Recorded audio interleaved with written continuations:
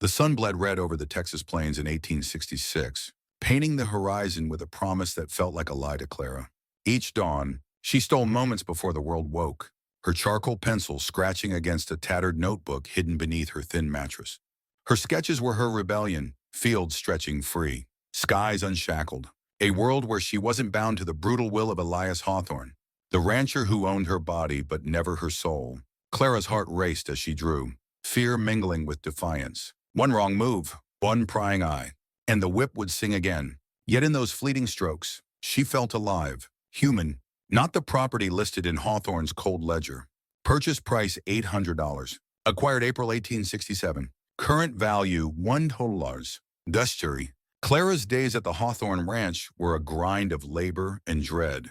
The air was thick with dust and the weight of Hawthorne's gaze, his voice a lash sharper than leather. At 19, Clara had learned to move like a shadow, silent and unseen, her dark eyes scanning for danger. But her spirit burned. In stolen moments, Ruth, the weathered cook with hands like warm earth, taught her to read by candlelight, tracing letters in flour on the kitchen counter. Words are wings, Ruth whispered, her voice steady despite the risk.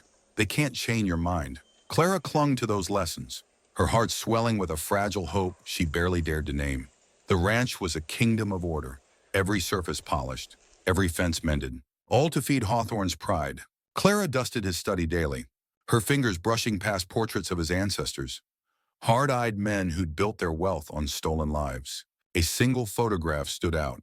Margaret, Hawthorne's late wife, her gentle eyes a flicker of kindness in a cruel lineage. Ruth once said Margaret had seen people, not property, and when she died, something in Hawthorne withered too. Clara felt a pang of sorrow for that lost light, but it didn't soften the sting of the whip or the ache in her bones. One spring morning, hooves thundered across the yard, announcing visitors. Clara's pulse quickened as she glimpsed 5 riders through the study window. 4 wore suits stiff with wealth, but the 5th, a young man with a quiet grace, caught her breath. He rode with an ease that spoke of confidence, not arrogance. He couldn't his hands gentle on the reins. Girl? Hawthorne's bellow snapped her back. Tend to the guests. Clara hurried, head bowed, taking their coats with practiced care. When she reached for the young man's jacket, their fingers brushed, and she flinched, nearly dropping it. Careful, he said, his voice soft, laced with concern. She risked a glance and met eyes that saw her, really saw her. Her heart stuttered, fear and wonder colliding. Lucas Randall, Hawthorne announced, clapping the young man's shoulder, son of the biggest cattle baron in Texas. The other men, railroad investors, buzzed with talk of progress. But Lucas's gaze lingered on Clara as she served coffee. Ruth, Kanoi, arranging biscuits in the kitchen, murmured, that's Randall's boy. Runs his own spread up north. Treats his workers fair. Clara's chest tightened. Fairness was a fairy tale here. Yet Lucas's eyes held a spark of something real. Compassion. Maybe, or resolve. The men's talk of railroads and cattle drives filled the study. But Clara caught Lucas's frown as he glanced at the workers outside, their bent backs and weary faces. When the others retired to the veranda, he stayed in, studying Hawthorne's ledgers with a look that wasn't greed but judgment. Another coffee? Mr. Randall, Clara asked, her voice barely above a whisper. Lucas, please. Marasimnar, he said, his tone dropping low. I saw what happened at the post this morning. Clara's hand trembled, the memory of the whip's bite still raw. Sir shouldn't concern himself, she said, the words automatic, but Lucas's eyes didn't waver. I saw your drawings. To win in the nashutshul, he said, and her breath caught. In the garden yesterday, you've got talent. Fear surged. She'd been so careful, sketching only in twilight's cover. Don't worry, Lucas said quickly. I was alone. I draw myself, though not like you. He pulled a small sketchbook from his jacket, showing her sketches of horses, alive with motion and freedom. Art shows truth, so he said. Yours shows a soul that knows what freedom means. Clara's throat tightened. No one had ever spoken to her like this, as if she were more than a shadow. What's your name? He asked. Your real name. Clary. Read in a she whispered, the word feeling foreign, precious. Sir Master One. Lucas turned his gold watch, revealing an engraving. My mother's, he said. She taught me worth isn't in what you own, but what you do. I want to help you. Clara, Pika Sherbinowans, will you trust me? Before she could answer, Hawthorne's boots echoed in the hall. Clara stepped back, resuming her servant's mask. Girl, get to the kitchen, Hawthorne snapped. As she fled, she felt Lucas's gaze, a spark of hope igniting despite her fear. That evening, serving dinner, she noticed Lucas probing Hawthorne with questions about worker treatment, each word a subtle challenge. Hawthorne's face grew taut, his hand straying to the ledger that defined Clara's existence. Later, she overheard Lucas's voice through the study door. The war's over. Was someone in 101, Mr. Hawthorne. Progressive ranches hire free workers. It's not just right, it's smart business. Hawthorne's reply was venom. Next, you'll say they should vote. My ranch. My rules. Clara's heart pounded. No one had defied Hawthorne like this since Margaret's death. That night, in her cramped room, Clara drew a man on horseback, silhouetted against a rising sun. She signed her name boldly, not hidden in a corner, but across the page. Lucas had given her courage, a glimpse of a world where she could be Clara. Not just girl. Sleep came with dreams of open skies, her sketches coming to life. 3 days later, a letter arrived, its crest gleaming with the Randall name. Clara glimpsed it as she served Hawthorne's meal. His face darkened as he read, muttering about Sebastian Randall, Lucas's father, threatening to pull railroad support unless Hawthorne reconsidered his position. Clara's pulse raced. Lucas was moving pieces she couldn't yet see. Whispers spread among the workers. Lucas was rallying other ranchers, pushing for free labor, making waves. Ruth kept Clara close, her voice low. That boy's stirring trouble, but maybe trouble's what we need. A week later, another letter came, this one from Austin. Hawthorne's growl filled the study, railroad commissions delaying their vote, wanting assurances about labor practices. Clara, dusting nearby, felt hope flicker. Lucas wasn't just fighting for her. He was challenging the whole system. That night, she drew a crumbling whipping post, a railroad cutting through old boundaries. Each stroke felt like defiance, her heart swelling with a courage she'd never known. One dusty afternoon, a supply wagon rolled in, its side marked with Lucas's brand, a rising sun with an R. The driver, a grizzled man named Diego, lingered, sharing gossip. Randall's selling his prize bulls, consolidating herds. Man's planning something big. In the kitchen, Minor Simran. Ruth slipped Clara a newspaper. Headlines spoke of progressive ranchers and labor debates, but a small article caught her eye. Randall Heir challenges old guard. Lucas was advocating for wages, contracts, watch, and dignity. He's not just fighting for you, Ruth said.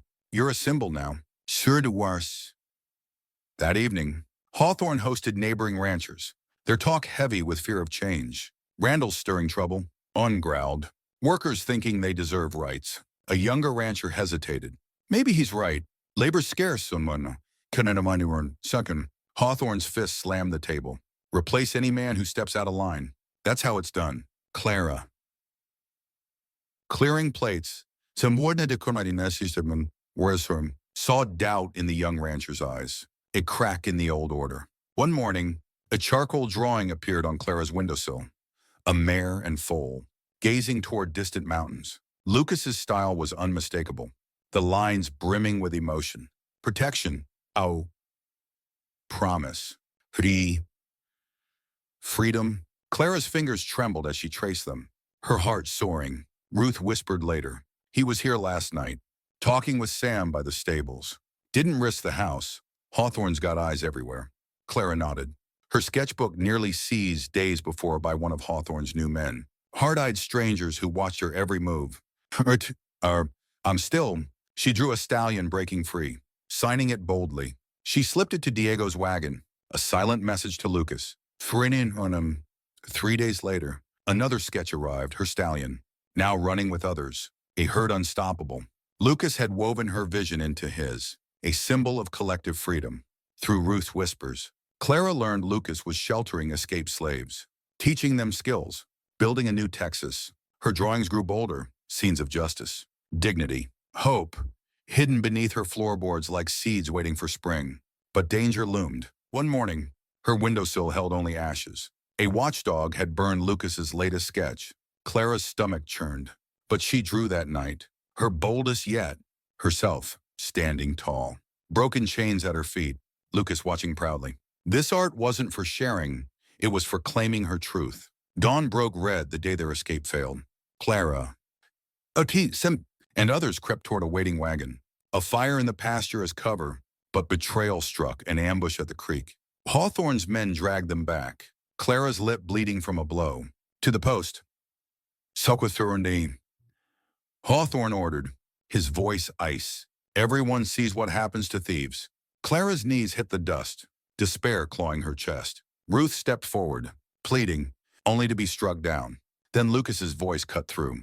Enough. He sat astride his horse, flanked by riders, his face stone. This is public land. Your men attacked free citizens, papers in hand. He spoke of assault charges, marshals, newspapers. Hawthorne's eyes flickered, but he ordered them caged, not whipped. Dormia Diwan. Clara, locked in a cellar, felt hope gutter but not die. Ruth whispered later. Murray Canimera Setorterm. 3 escaped east. Lucas's men got them.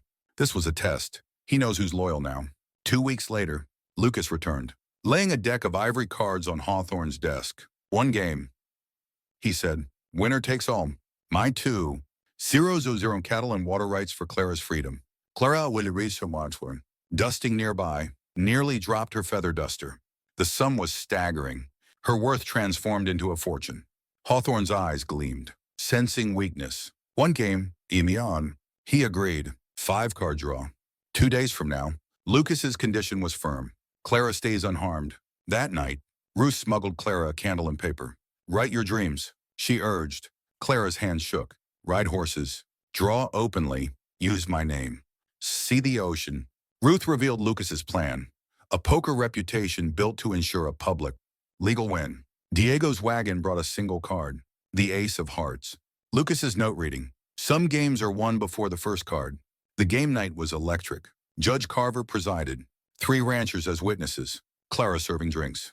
Her heart in her throat. The ivory cards gleamed as Lucas shuffled. Each deal heavy with fate. Then she saw it. An ace slipping from Hawthorne's sleeve. Before she could act, Carver grabbed his wrist. You've invalidated the game. Chaos erupted. Hawthorne overturned the table. His men rushing in. Lucas produced a camera obscura. Its images damning. The railroad will love these. He said 1. Hani the fawn into 1. In the Sheridu. Hawthorne drew his gun, aiming at Clara, but Ruth accidentally spilled scalding coffee. His shot going wild. Lucas and the witnesses pinned him. Sam arriving with the marshal. Charges piled up. Assault. Attempted murder. Fraud. Clara watched, tears falling, as Lucas burned her bill of sale, declaring her free. The ranch transformed. Workers testified, exposing Hawthorne's crimes. Clara spoke, her voice steady. The iron collar gone. Sam offered contracts, fair wages. Housing. Schools for us, Timon. Clara's sketchbook, returned by a maid, held a new drawing from Lucas. Free, mine, certainly. Head high, free. The old quarters were razed. The whipping post burned. A schoolteacher arrived, and Lucas gifted Clara an art studio. At their wedding on his northern ranch, Clara took the name Freeman, her dress embroidered with their story. Sebastian Randall, Lucas's father, stood proud, moved by her art. The ranch thrived, a cooperative where all shared success. Clara taught art, her sketches now public, her voice shaping a new Texas. Each dawn, she drew, her heart full, the rising sun, a promise kept. Thank you for being here today. If you enjoyed the story, don't forget to like, subscribe, and join us for more. See you next time.